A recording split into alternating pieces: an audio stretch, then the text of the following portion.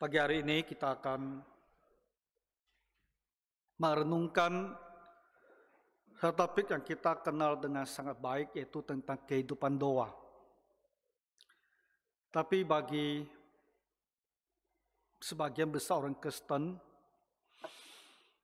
dan bagi sebagian besar hari-hari di dalam kehidupan kita, doa itu seperti sesuatu yang antara ada atau tidak ada. Ya, kita berdoa, tapi kita tidak mengharapkan bahwa doa itu akan didengarkan oleh Tuhan. Doa itu menjadi seolah-olah hanya sebuah wish, sebuah harapan yang fungsinya hanya untuk menghiburkan hati kita. Bahwa saya ada berdoa. Tapi kita sesungguhnya tidak mengharapkan bahwa setelah doa ini ada pertolongan dari Tuhan. Jadi saya tidak bilang kita orang Kristen semuanya pasti kehidupan doanya seperti ini. Saya juga tidak bilang bahwa kita selalu kualitas kehidupan doa kita seperti ini. Tapi saya rasa sangat sering adalah seperti ini. Maka kita orang Kristen tidak mendapatkan kekuatan, tidak mendapatkan pertolongan dari Tuhan melalui doa ini. Nah, untuk itulah pagi hari ini kita mau belajar dengan baik, dengan teliti apa kata firman Tuhan. Yang mengapa pada kita tuh tidak ada pertolongan dari Tuhan. Padahal kita butuh. Mengapa doa kita tidak dijawab Tuhan? Padahal kita merasa ada berdoa. Tuhan Yesus dia berkata kepada orang banyak tentang kita setiap orang mempunyai kebutuhan. Dan Tuhan berjanji bahwa Bapa Surgawi akan mencukupkan kebutuhan kita. Burung di udara. Nah, dia bilang, pandanglah burung-burung di langit yang tidak menabur, tidak menuai, tidak mengumpulkan bekal, namun diberi makan oleh Bapakmu yang di sorga. Bapa Surgawi sang pencipta juga ada pencipta kita. Dan dia tahu bahwa burung ini untuk hidup dia harus makan. Dan Tuhan akan sediakan burung-burung di udara ini makanan pada waktunya. Ketika Tuhan Yesus membandingkan burung ini dengan kita, maka Tuhan Yesus bertanya kepada murid-muridnya, bukankah kamu jauh melebihi burung-burung itu? Bukankah di hadapan Tuhan Allah, nilai kita sebagai manusia, sebagai puncak dari ciptaan Tuhan, nilainya itu lebih tinggi daripada seekor burung. Jadi kalau burung saja Tuhan peliharakan, masakan kita manusia tidak dipelihara Tuhan. Bapak Ibu, keinginan kita, kebutuhan kita yang sifatnya itu memang diperlukan, Tuhan Bapa Surgawi akan cukupkan untuk kita sekalian. Dalam hidup ini kita selalu ada banyak keperluan, ada banyak hal yang kita butuhkan. Ada kalanya ketika kita sakit, kita butuh pengobatan. Nah, 2 minggu lalu, adiknya Lausemega, Romi, muda-mudi, dia kuliah di Bogor. 1-2 minggu lebih kan dia sakit demam tuh. On off, demam sembuh, demam sembuh. Akhirnya apa? Dia telepon Lausemega bahwa dia sudah tak kuat itu. Rasanya sudah tak kuat sama sekali. Maka diminta bantuan teman-teman kuliahnya tolong dibantu bawa ke rumah sakit. Ternyata dia sakit tipes. Nah, kita orang dewasa Kalau kita demam, kita jangan anggap enteng. Kalau kita sakit tenggorokan, kalau kita demam, tak apa. Karena kita tahu demam itu sumbernya dari sakit tenggorokan. Asal kita obati ya udah. Kalau kita demam karena kita salah makan, jadi ada gangguan di pencernaan, demam, tidak apa. Kita tahu itu sumbernya, kita minum obat, ya udah. Tapi kalau kita demam, dan kita tak merasa di tubuh kita ada mana yang sakit, kita tak boleh biarkan. Karena kita bukan anak kecil. Anak kecil, kekebalannya rendah, gampang sekali mereka demam. Ya, 1 minggu bisa demam, nanti minggu depan demam. Tapi orang dewasa itu tidak wajar. Kita orang dewasa, kalau demam dan kita tak menemukan ada di bagian mana kita tubuh, kita harus pergi berobat. Karena kalau kita biarkan, nah itu konsekuensinya bisa sangat berat sekali. Seperti alami oleh Tom Romi ini. Nah, jadi ketika kita sakit, kita butuh itu. Kita butuh dirawat, kita butuh diobati. Tapi kadang-kadang kita berpikir, dari mana pertolongan saya sehingga saya bisa mendapatkan akses untuk berobat. Ada anak perlu sekolah. Kita semua sepakat. Sekarang anak-anak harus pergi ke sekolah PGTK kan? TK pun harus. Kenapa? Karena ketika anak-anak kita tuh masuk SD kelas 1 saja, ya mereka dituntut ya untuk bisa baca itu. Sekarang SD kelas 1 bukan zaman kita, Bu. Ya, aku Budi, aku Budi. Sekarang udah bukan aku Budi itu. Satu kalimat lengkap, wah gimana bahasanya? Makanya terpaksa di PGTK anak itu harus belajar membaca, ya, belajar menghitung yang dasar-dasar. Kalau tanpa ini, kamu masuk SD, ya berat sekali di SD-nya. Jadi anak kita juga perlu sekolah. Ya setidaknya ya di PGTK mereka belajar biar mempersiapkan diri untuk masuk SD. Nah kita perlu sekolah. Kadang-kadang saya lihat di Pulau Batam itu masuk taman kanak-kanak saja itu mahal. Mahalnya bukan di uang sekolah itu. Mahalnya di apa? Judulnya berbeda-beda. Ada disebut uang pendaftaran, ada disebut uang pangkal, ada disebut uang gedung. Tapi makna sama. Itu makna sama. Saya baca-baca, semua artinya sama. Itu ya kalau kamu sekolahnya agak baik sedikit, ya itu bisa berapa juta sampai belasan juta. Hanya untuk masuk TK, PGTK, berapa juta sampai belasan juta.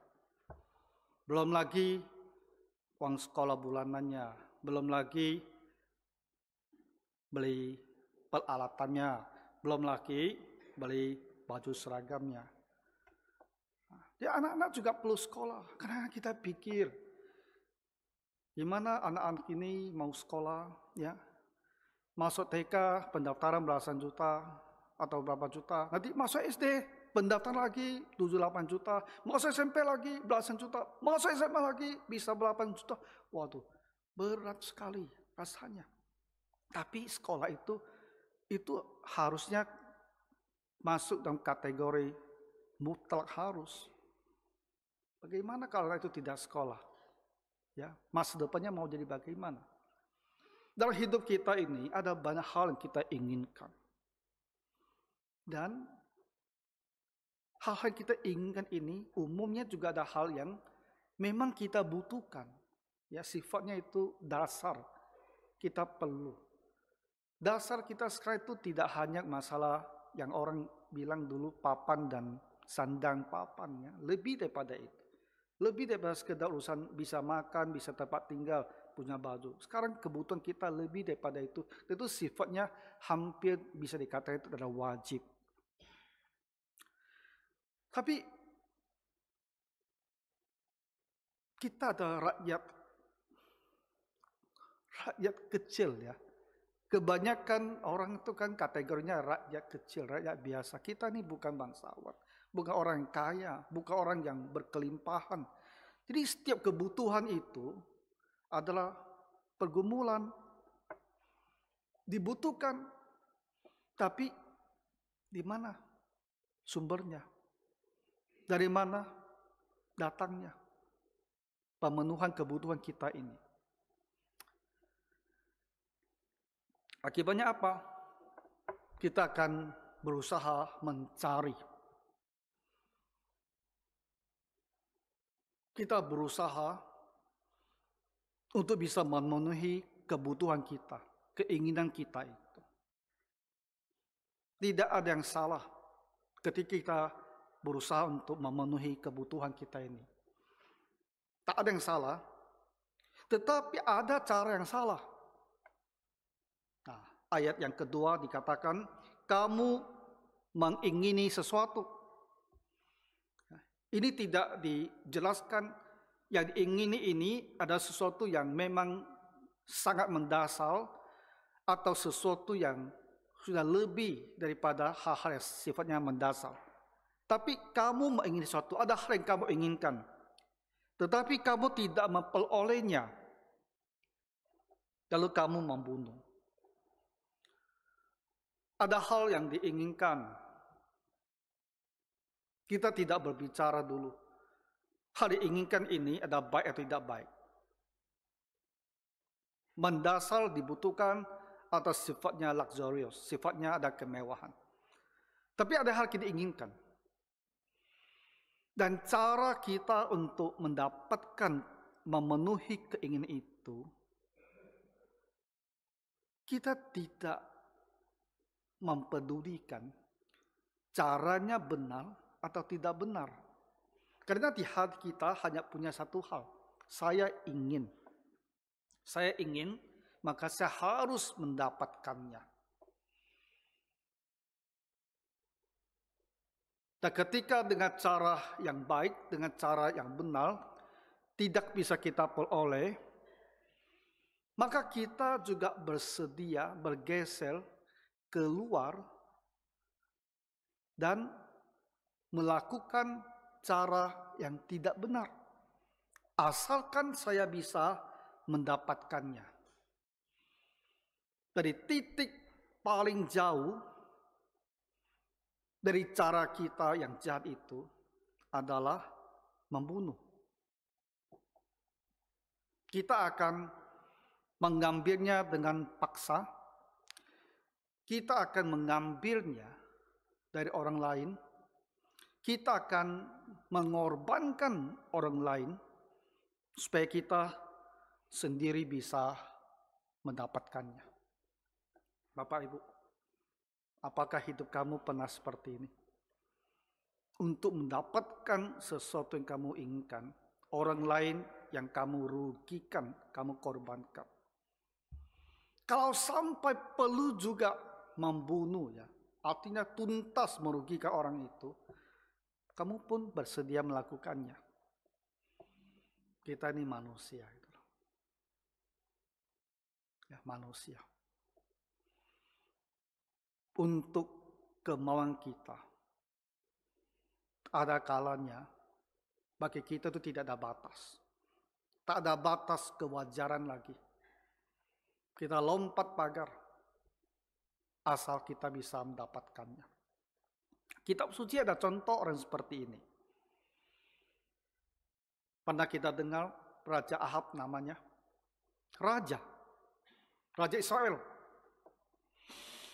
Raja Israel yang jahat. Dia punya satu istana, tapi di luar istana dia itu ada satu kebun anggur. Punya seorang bernama Nabot, rakyat biasa.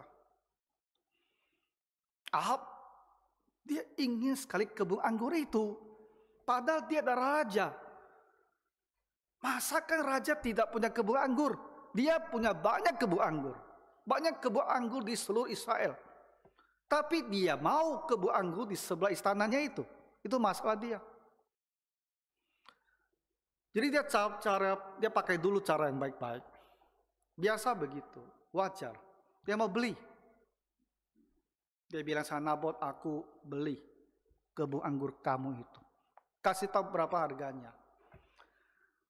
Nabot bilang kebun ini tak dijual. Ini adalah kebun anggur peninggalan leluhur. Jadi tak dijual.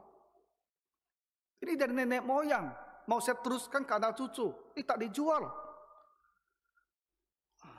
Jadi Raja Ahab berpikir, saya seorang raja, saya mau sebuah kebun anggur, dan seorang raja tidak mendapatkan sebuah kebun anggur. Dia merasa ini kurang pas ini. Lalu mukanya jadi muram. Tak senang. Datanglah sang ratu. Ratu tanya kepada Raja Ahab, kenapa muram? Hanya urusan sebuah kebun anggur? Aku urus. Istrinya bilang, aku urus. Kamu tidur aja. Ratu menulis surat kepada orang-orang di dekat kebun anggur itu. Para tua-tua di situ. Dan bilang sama mereka, buat sebuah pesta, undang Nabot, suruh dia duduk di barisan paling depan. Lalu, datangkan 2 orang saksi. Tuduh si Nabot. Nabot menghujat Allah, Nabot menghujat raja. 2 orang. Biar saksinya kuat gitu. Dan Nabot langsung dibunuh di situ. Lalu ratu kasih tahu rajanya, itu kebun anggur sudah punya kamu sekarang. Nah, gitu. Mengingini sesuatu hal, tapi dengan cara yang membunuh. Itu cara yang sangat ekstrim lah, contoh ekstrim sekali. Tapi kejadian itu biasa, itu ada hal seperti ini. Kita mungkin mengingini sesuatu, mungkin kita tidak sampai pada tahap membunuh orang gitu loh. Tapi keinginan kita untuk memperoleh sesuatu itu bisa sedemikian kuatnya ya. Kalau tak ada hal yang menahan kita, ya tak ada hukum yang menahan kita, tak ada norma sosial yang menahan kita, mau juga kita berbuat lebih jauh untuk mendapatkan sesuatu itu. Itulah manusia.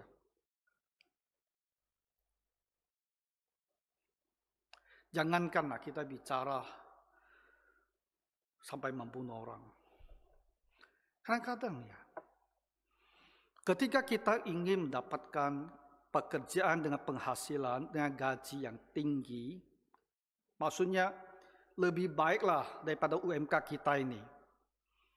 Kadang-kadang kita pun tidak lagi peduli bahwa pekerjaan itu ada pekerjaan yang merugikan banyak orang. Kita terlibat dalam sebuah pekerjaan di mana apa yang kita lakukan itu, jasa yang kita berikan, itu juga bisa jadi jerat bagi banyak orang. Apa yang saya bicarakan? Perjudian, kasino. UMK di Batam 4 juta lebih. Saya cek di Job Street, Singapura. Berapa gaji kerja di kasino Singapura? Di Marina Bay, Marina Sands ya. Untuk kerja bagi kartu biasa, itu gajinya di Job Street itu ada 1,8 sampai 3 juta. Sampai 3.000. Itu berarti apa? Itu antara 8 juta sampai 33 juta itu. Nah, di kasino kerjaan banyak kan, bagi kartu, buang dadu. Ya, banyak pekerjaan di kasino. Gajinya seperti itu. Saya kita pikir-pikir, kok kerja di Batam, gaji UMK, kalau OT maksimal 7, 8, 9 juta, itu setengah mati saya itu kerja itu, OT itu. Tapi kalau saya nyebrang sana ke sana, kalau saya dapat job seperti ini, ya saya di sana kan, saya tidak berjudi, saya hanya bantu orang bagi kartu, bank datu, saya hanya bantu mereka di tempat permainan, gaji saya bisa 1,8 sampai 3.000. Ya, bisa belasan juta, bisa 20-an juta, mungkin bisa sampai 30 juta. Tergantung kemampuan saya di sana. Itu bisa berapa lipat itu dari gaji bulanan kita UMK di sini. Tapi patutkah orang Kristen bekerja di kasino? Tidak. Kasino tempat seperti apa? Saya kasih kamu data.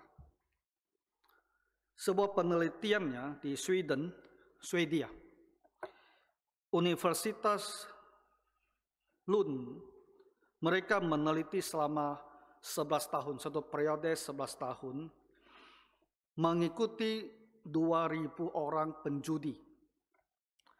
Penjudi yang memang sudah kecanduan lah. Dan mereka temukan ya,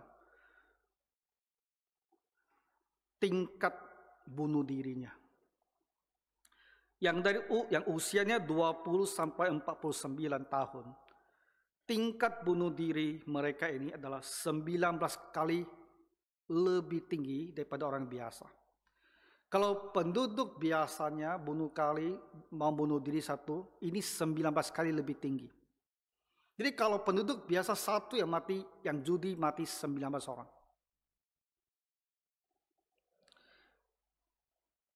Di usia lainnya, all ages, tingkat bunuh dirinya 15 kali lebih tinggi daripada penduduk biasa. Kasino ada tempat orang bunuh diri. Itu adalah tempat menyebabkan banyak orang bunuh diri.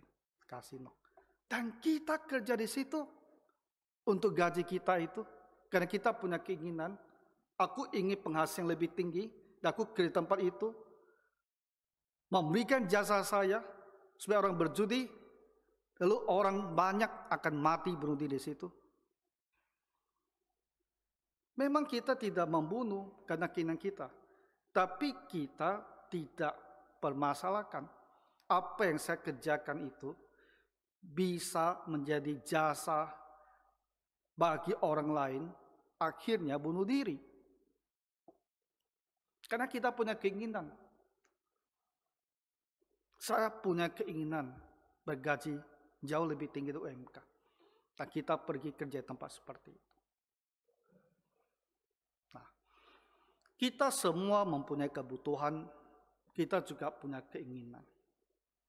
Cara kita memenuhi keinginan itu yang harus kita perhatikan dengan benar. Jangan dengan cara duniawi, dengan cara yang tidak bertuhan. Lalu bagaimana kalau kita mempunyai suatu kebutuhan yang sah istilahnya itu? Kita benar-benar butuh. Nah, orang yang sakit butuh pengobatan, anak-anak butuh sekolah, rumah kita perlu ada makanan. Itu kebutuhan yang mendasar yang kita butuh gitu. Kalau kita butuh bagaimana? Nah, manusia pasti punya sisi tanggung jawabnya. Untuk memenuhi kebutuhan kita ini, ada hal yang harus kita lakukan. Ada bagian kita. Tapi kita orang Kristen, ada bagian yang Tuhan akan kerjakan. Dan bahagian Tuhan kerjakan itu melalui doa kita. Jadi firman Tuhan berkata, kamu tidak memperoleh apa-apa karena kamu tidak berdoa. Kita selalu berpikir, ya, semua yang saya dapat itu kan karena usaha saya. Nasi di atas meja kita, keliling keluarga, anak istri kita duduk, sama kita duduk, ada nasinya, ada lauknya. Lalu kita pikir, siapa yang kasih makanan di atas meja ini? Bukankah saya? Karena saya Gojek. Saya kerja di bawah matahari, di bawah hujan, ngantar makanan, GoFood. Saya dapat untung dan saya memberikan makanan untuk keluarga saya. Kita pikir itulah usaha saya. Ada benarnya. Ini memang usaha kita. Kalau kamu duduk di rumah, tidur di rumah, makanan tidak ada. Itu benar. Tapi usaha kita bukan segala-galanya. Kamu harus berpikir. Kalau kamu sakit bisa tak kerja? Ada orang bisa di lapangan terus-menerus keliling, tak ada yang panggil. Tapi kenapa ada orang banyak sekali dapat panggilan? Ada hal-hal yang Tuhan Allah kerjakan. Ada yang bagian kita kerjakan, ada yang Tuhan kerjakan. Jadi ketika kita bilang bahwa kita harus berdoa, itu tidak berarti bahagian kita itu dihentikan. Kita tak usah terlibat, kita hanya pasif. Tuhan kamu yang kerja, karena saya berdoa. Bukan. Bahagian kita harus dikerjakan. Tapi supaya hal itu terjadi, ada bahagian Tuhan juga harus terlaksana. Dan itu terlaksana kalau kita memohon, kalau kita berdoa. Kamu tidak memperoleh apa-apa karena kamu tidak berdoa. Ini adalah sebuah kalimat yang harusnya kita tangkap, ya, dan kita pegang. Saya tidak mendapat apa-apa. Apa yang saya inginkan itu saya tidak dapat. Kenapa? Karena saya tidak berdoa. Dan kita bertanya pada diri sendiri, benar tidak seperti ini? Ada yang ingin pergi kuliah, sekarang udah bulan April, anak SMA udah selesai semua ya. Betul kan? Anak SMA udah selesai, mereka udah lulus. Nah, sebagian pun sudah dapat tempat di universitas, sebagian sudah gelombang keberapa sekarang. Mungkin lagi berjuang itu, sudah dapat sebuah tempat di universitas. Tapi kamu tak pernah berdoa.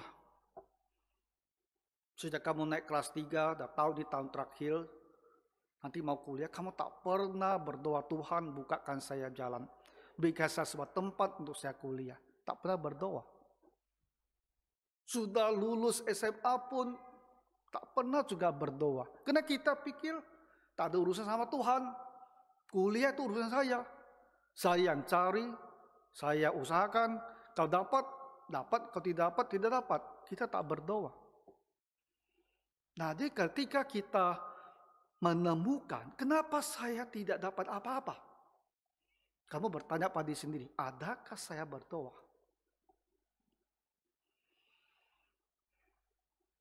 Ada orang merasa saya mau menikah. Tapi kenapa belum ada orang yang mendekati saya?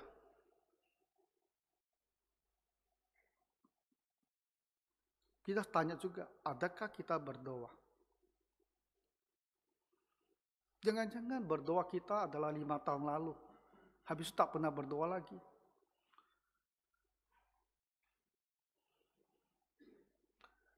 Banyak keinginan tersimpan di dalam hati, tak disampaikan kepada Tuhan, dan kita bertanya-tanya, kenapa ya? Harapan saya, apa yang saya inginkan selalu tidak didapati. Kenapa ya? Bertanya pada diri sendiri, adakah kita berdoa? Adakah kita percaya bahwa Tuhan Allah itu hidup? Dia Allah Bapa Surgawi, mengasihi kita. Dia mendengarkan doa kita. Dia memikirkan hal yang baik untuk kita. Kita percaya dia mampu melakukan apapun juga. Kalau hal itu Tuhan anggap adalah baik untuk kita. Lalu kita mohon, Tuhan bantu saya. Ini hal yang saya inginkan. Saya lihat ini baik. Kalau Tuhan anggap ini baik, karena Tuhan Maha Tahu, Tuhan dengarkan saya. Ada tak kita berdoa dengan beriman seperti itu? Berdoa dengan sungguh-sungguh?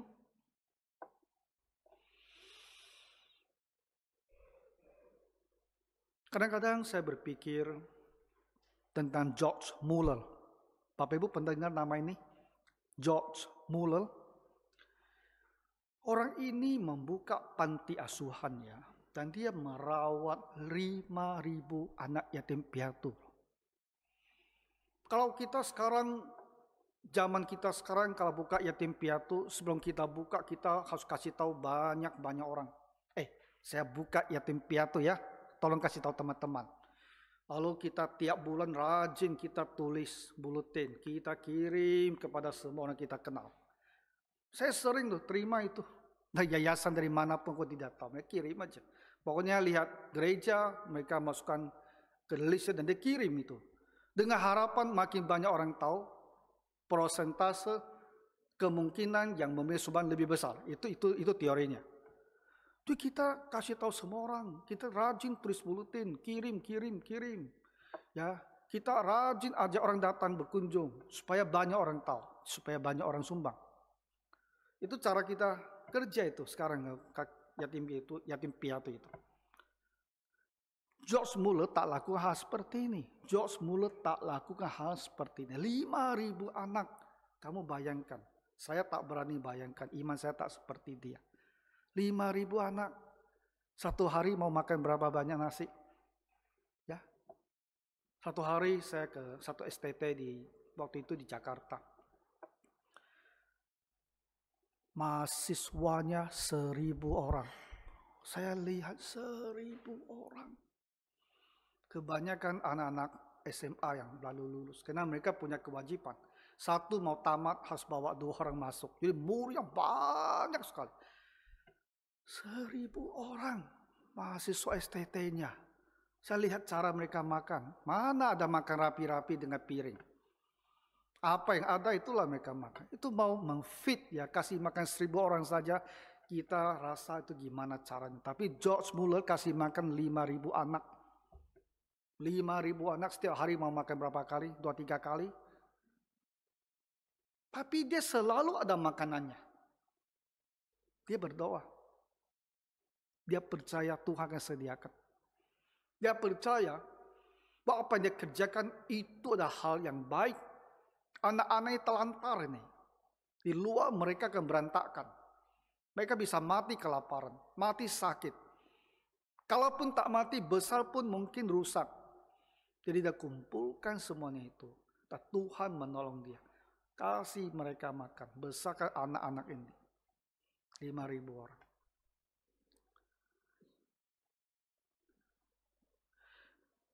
Kita tidak memperoleh apa-apa karena kita tidak berdoa. Jadi ketika kita ingat George Muller, kita harus bertanya, kenapa George Muller bisa mendapatkan semua makanan untuk anak-anak yang sedemikian banyak setiap hari, setiap bulan, setiap tahun? Kenapa bisa? Karena Tuhan yang menyediakan bagi dia, bagi anak-anak ini. Jadi kenapa saya punya keinginan tak terpenuhi? Kenapa? Apakah karena saya tidak berdoa? Nah, itu yang harus kita pikirkan. Jadi firman Tuhan mengajarkan kita, Yakobus bilang, kamu tidak memperoleh apa-apa karena kamu tidak berdoa. Jadi bagi Bapak Ibu yang selama ini memang tidak berdoa, maka kita mendapatkan jawabannya. Kenapa saya tak mendapatkan pertolongan dari Tuhan? Padahal saya butuh pertolongan Tuhan. Kenapa saya tidak dapat? Karena saya tidak berdoa. Tuhan tahu kamu butuh. Cara kerja Tuhan adalah kamu harus minta. Seperti anak-anak, orang tua tahu semua kebutuhan anak-anak, tapi anak-anak minta. Orang tua dengan senang hati kasih.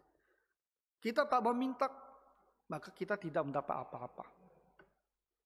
Jadi hal-hal yang memang merupakan kebutuhan kita, hal-hal yang kita sejauh hati nurani kita, sejauh firman Tuhan mengajari kita, kita tahu bahwa ini adalah hal yang baik, tidak berdosa.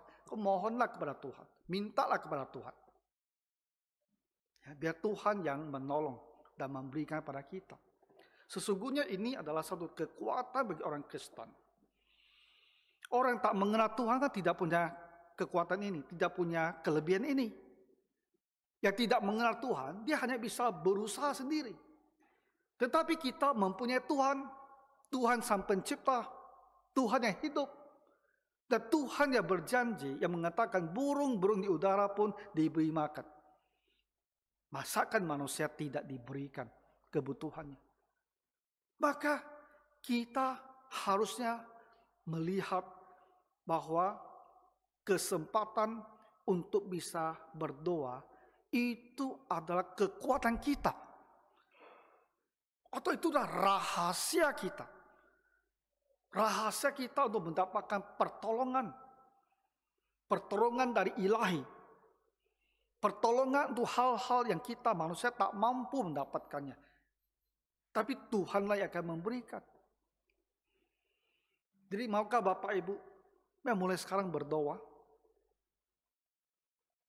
Apa yang di hati kamu, yang kamu inginkan, yang kamu tahu itu hal yang baik, ya, berlutut, kasih tahu Tuhan, Tuhan ini yang saya inginkan. Sejauh yang saya tahu ini hal yang baik, tapi Tuhan lebih tahu. Kalau Tuhan menilainya bahwa ini memang ada baik, mohon Tuhan berikan kepada saya. Jawab doa saya ini.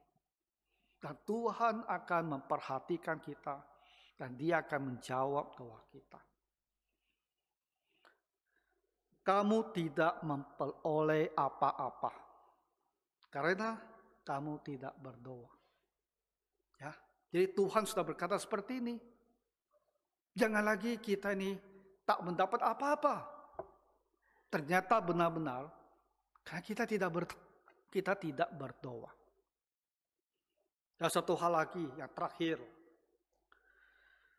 Ada orang bilang, tapi Tuhan saya sudah berdoa. Tapi Tuhan tidak pernah jawab saya.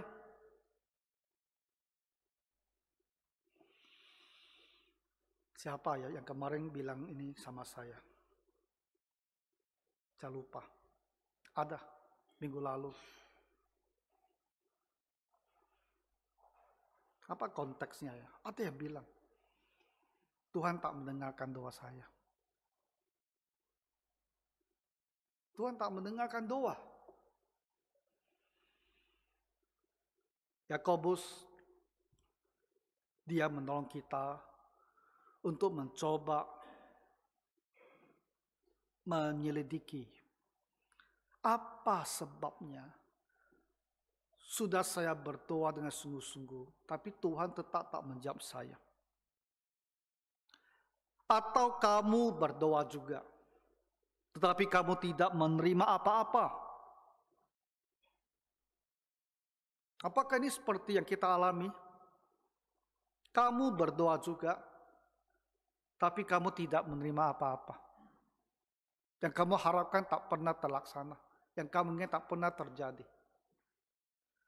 Karena kamu salah berdoa. Jadi kita tanya Tuhan, salah berdoanya di mana? Saya salah ngomong, salah kalimat kah? Atau saya salah di mana? Berbicara ke Bapa Surgawi, itu adalah percakapan antara kita dengan Bapa. Kita berbicara dengan normal, tak perlu susun kalimat yang indah-indah. Kita bukan lagi berpuisi. Jadi bukan di susunan kalimat, bukan di pemilihan kata. Itu yang membuat doa kita tak dijawab oleh Tuhan. Jadi apa yang membuat doa saya Tuhan tak dengarkan? Sebab yang kamu minta itu hendak kamu habiskan untuk memuaskan hawa nafsumu. Memuaskan hawa nafsumu. Jadi masalahnya adalah di motivasi doa kita. Saya minta hal ini untuk apa? Di situ ada yang salah. Kita ini adalah ciptaan Tuhan. Tuhan tahu kita sepenuh-penuhnya. Tuhan maha tahu. Apa yang kita pikirkan, tak ada yang Tuhan tidak tahu.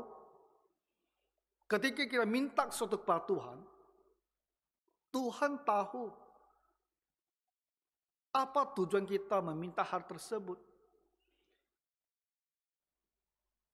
Kalaupun kita mau mencoba mengelabui Tuhan, minta Tuhan, kadang-kadang ya, saya kasih kamu contoh. Kalau saya berdoa ya, habis berdoa, saya pikir ya, gimana ini? Jujur tak saya berkata sama Tuhan.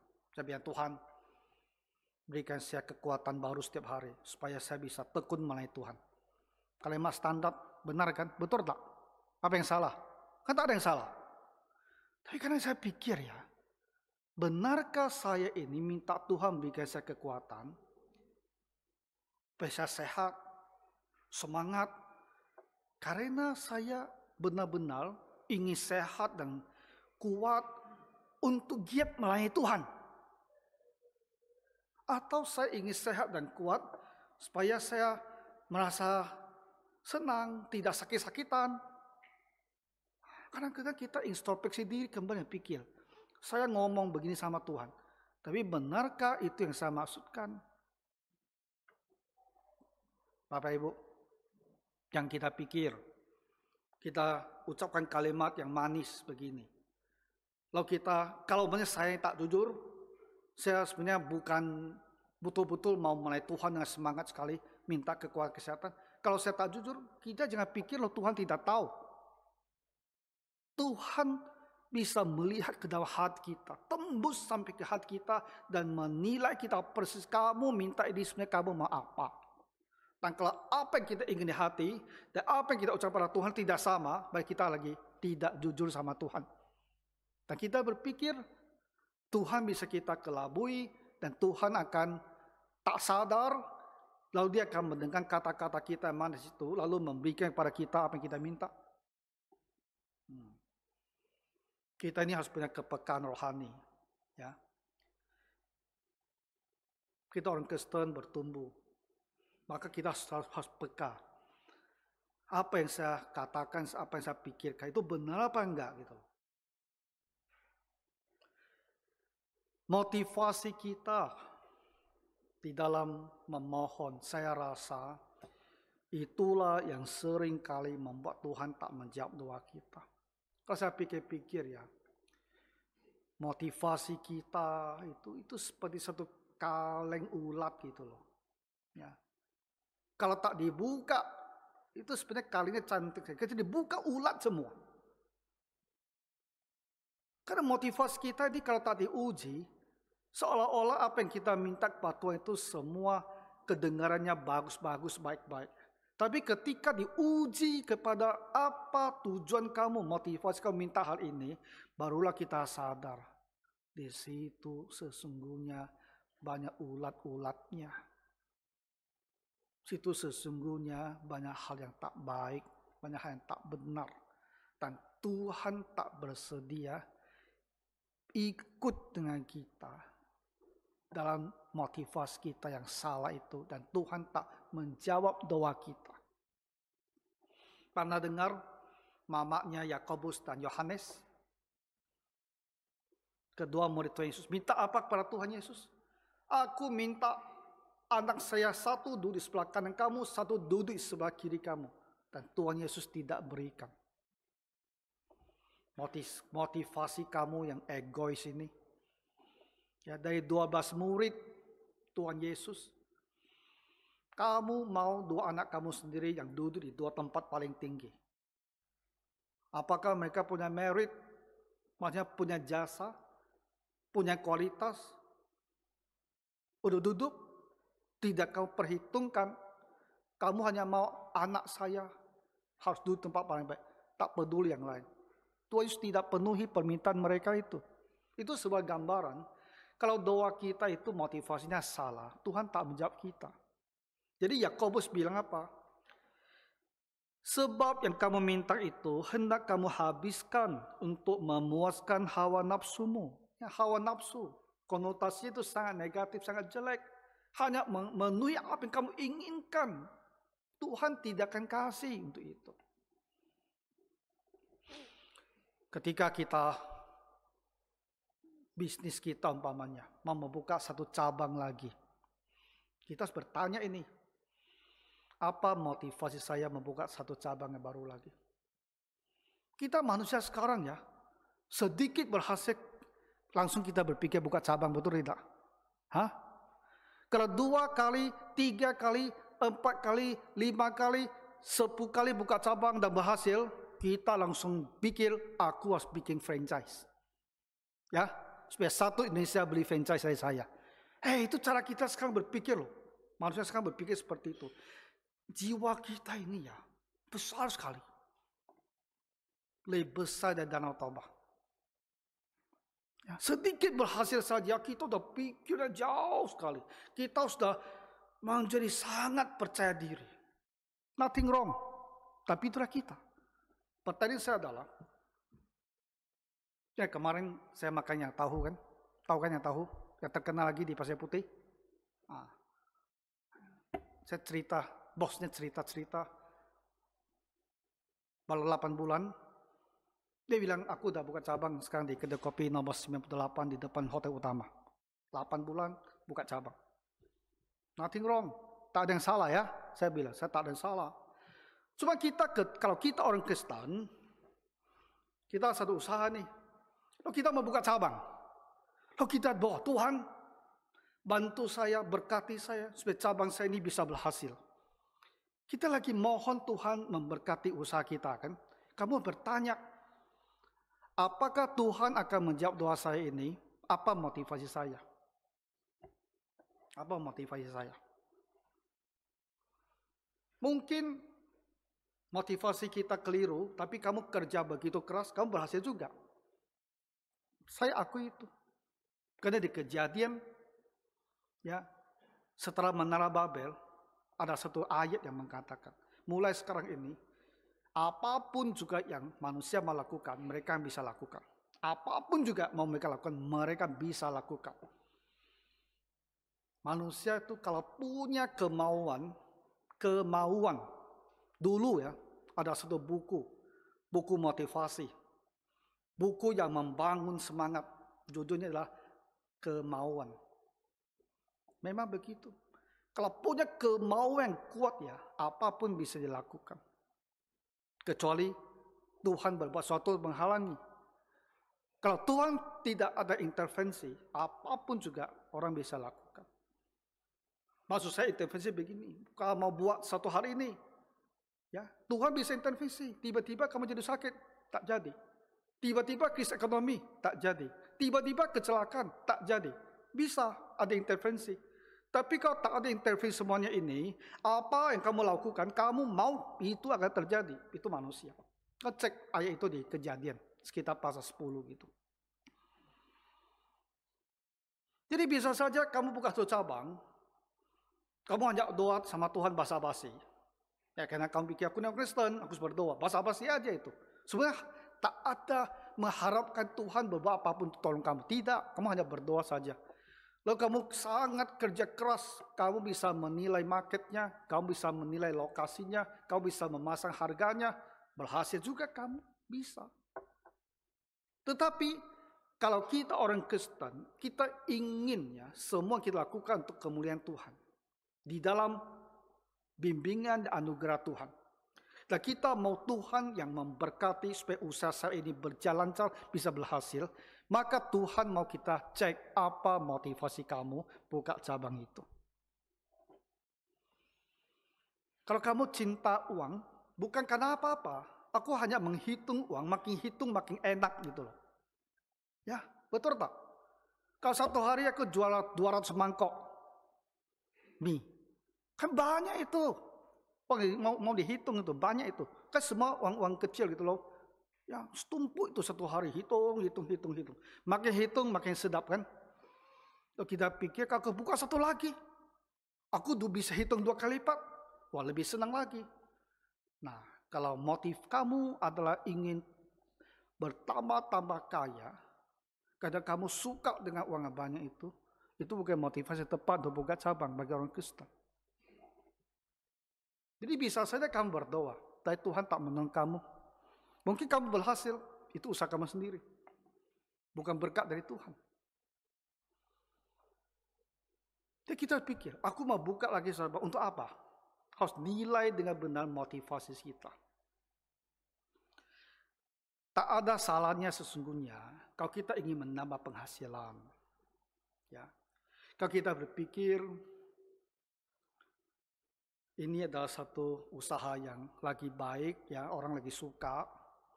Kalau saya punya tambah penghasilan, ya nanti saya bisa sediakan uang untuk anak saya sekolah, ya. Saya bisa berikan suatu tempat tinggal yang baik, ya tidak ada salahnya. Motivasi tidak bisa dibilang salah, itu baik. Ya, ada hal baik yang kamu ingin lakukan dengan uang itu, ya baik. Tapi kalau kamu hanya ingin uangnya bertambah karena kamu suka melihat angka uang itu tidak benar. Ada orang mau pergi kuliah. Kalau kita tanya, kamu mau kuliah di mana? Dia bilang, saya pun tak berani bilang mau kuliah di mana. Cerita apa? Coba kamu kasih tahu. Kalau kamu bisa pilihan, kamu mau kuliah di mana? Aku mau kuliah di UI sajalah. Ya, UI saja ya, saja lagi tahan itu. Tak ada salahnya loh. Kamu mau kuliah UI di sekolah elit, tak ada salahnya. Lo biar Tuhan, aku mau kuliah di UI, aku mau kuliah di ITB, aku mau kuliah di ITS, aku mau kuliah top school. Tak ada salahnya.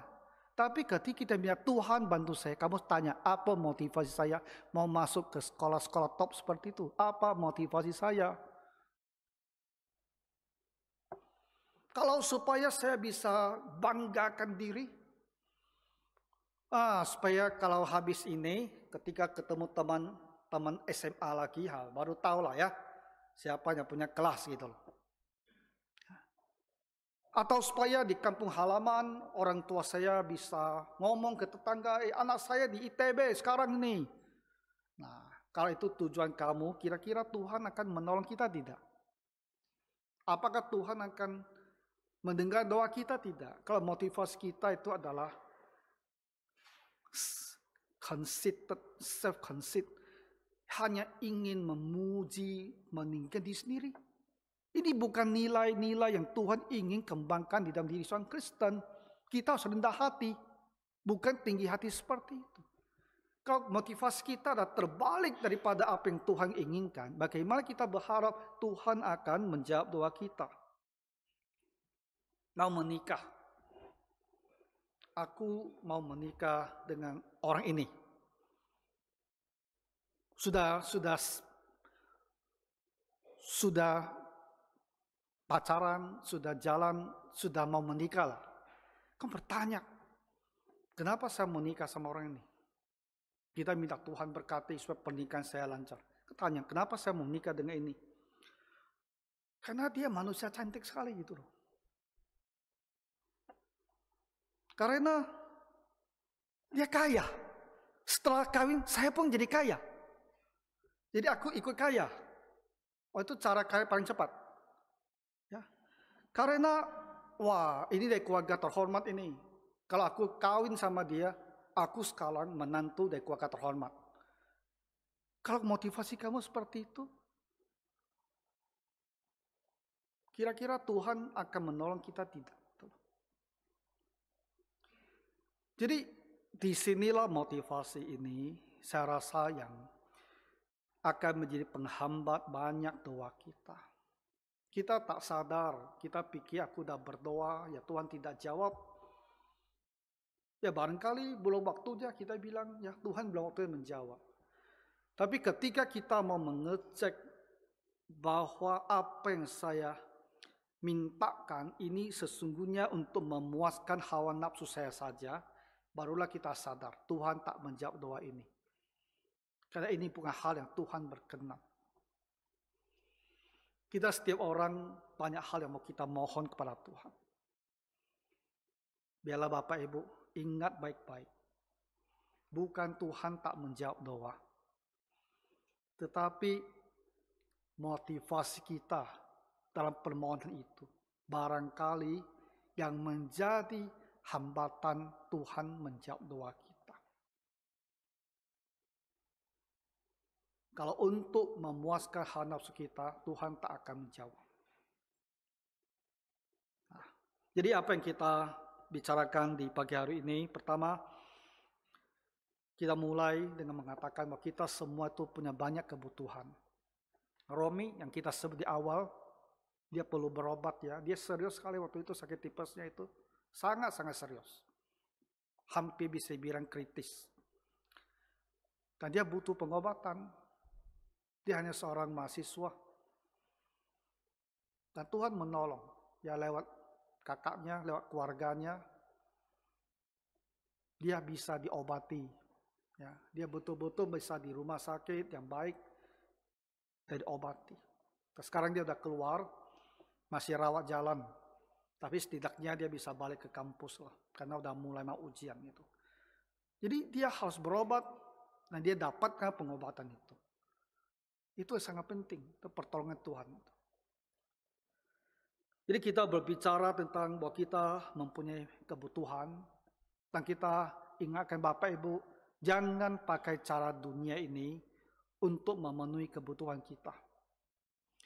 Karena di titik yang paling ekstrim, untuk memenuhi kebutuhan kita itu, kita bahkan mau membunuh. Nah, sebelum sampai ke situ, banyak tingkat-tingkat lainnya, di mana untuk kita sendiri mendapatkan keuntungan, kita bisa merugikan orang lain dengan sangat-sangat serius. Ya. Lalu kita ingatkan Bapak Ibu bahwa Tuhan ingin menjawab doa kita. Karena Tuhan bilang, kamu tidak memperoleh apa-apa karena kamu tidak berdoa. Nah, terakhir Tuhan juga ingatkan, kalau kamu berdoa dan Tuhan tetap tidak menjawab, apa sebabnya? Karena doa kamu tak berkenan kepada Tuhan. Itu saja. Tuhan tak berkenan dengan apa kamu minta. Karena kamu minta itu untuk memuaskan hawa nafsu diri sendiri. Nah, jadi kita belajar dari firman Tuhan ini, supaya kita tahu untuk berdoa, tahu bagaimana berdoa sesuai kehendak Tuhan, bukan untuk diri sendiri, untuk kemuliaan Tuhan. Itu hal yang benar. Maka kita akan jadi orang Kristen yang mendapatkan pertolongan supernatural, pertolongan ilahi, pertolongan di luar manusia, pertolongan yang kita butuhkan untuk setiap hal yang kita perlukan. Maka hidup kita akan lebih daripada seorang yang menang. Ya, Tuhan kiranya menolong Bapak Ibu sekalian. Mari kita berdoa. Tuhan Bapa Surgawi, ampunilah kami Tuhan, ketika dengan motivasi yang masih kabur, bahkan yang masih egois, kami berdoa kepadamu. Dan kami belajar, dalam banyak doa itu, kami memang tidak beroleh apa-apa. Maka Tuhan, bantu kami untuk memurnikan motivasi kami dalam setiap hal yang ingin kami mohonkan kepadamu. Bapak, biarlah kami semua belajar, sehingga doa-doa kami akan Tuhan dengarkan. Dan umat-Mu ini akan selalu mendapatkan pertolongan dari Tuhan di dalam segala kebutuhan kami sehari-hari. Dalam nama Tuhan Yesus Kristus kami berdoa. Amin.